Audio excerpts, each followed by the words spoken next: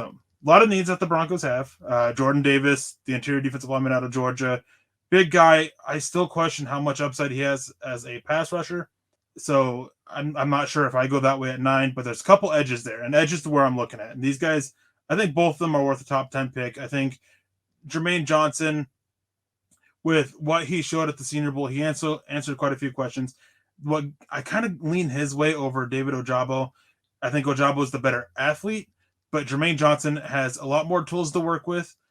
They both still have a little bit of the technique that they need to work on, and I think that Johnson is a better run defender than Ojabo. He's more of a complete player than Ojabo is, which is why I kind of prefer Jermaine Johnson at this place. Now, Eric, I do actually agree with you on this one. Jermaine Johnson is a guy that's been quickly rising up draft boards with what he was able to do at the Senior Bowl. I know that you said that you had him as a first-round pick early on, and then now you're seeing him fly up the draft board here as well. This, to me, seems a little rich. I do think that there's some technical aspects that he needs to refine with, and I'm not necessarily a huge fan of him in the running game because he guesses just a little bit too much, and he doesn't have very good gap integrity. The problem here, though, is David Ojabo. He doesn't have the strength to hold up on the edge right now. He's getting blown out of the water a lot of the time. If he gets met up with some power, especially in some double team stuff, he can definitely get blown off of the line of scrimmage here. So Jermaine Johnson would definitely be the way that I would be leaning here. Eric, why don't you scroll down for me just really fast and go down through the couple of guys that you've got.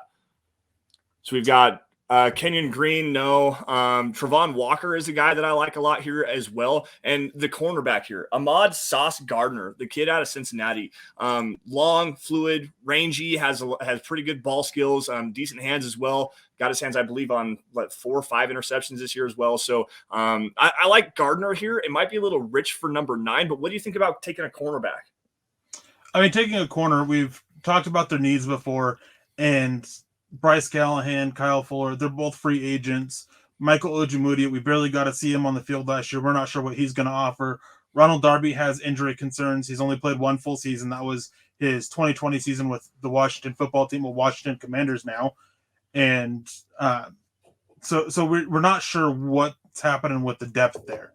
We have Patrick Surtain, and Ronald Darby plays well when he's out there. How often are you going to have him out there on the field? That's the concern there. So I'm fine with a corner. I'm just not sure pick 9 is the best spot for it. If we were doing trades, maybe a slight trade down would be awesome. Maybe with the depth of this class, taking one a little bit later, that would be better value. Right. And then talking about Travon Walker, I like him. I like him a good amount. It's just I'm not sure if he can hold up as full-time as an edge. He's kind of this he's a bit of a hybrid, inside-outside guy. And I question being in the Vic Fangio scheme with, assuming that's what Evero is going to be running once he comes to Denver. That's the assumption. That's what's being reported by media, is that it's going to be a similar scheme. So you're going to see these edges drop into coverage. I have questions there at the NFL level. I'm not sure that that's the way I would go if I'm going edge. I mean, as I said, Jermaine Johnson would be the way that I'd be going here.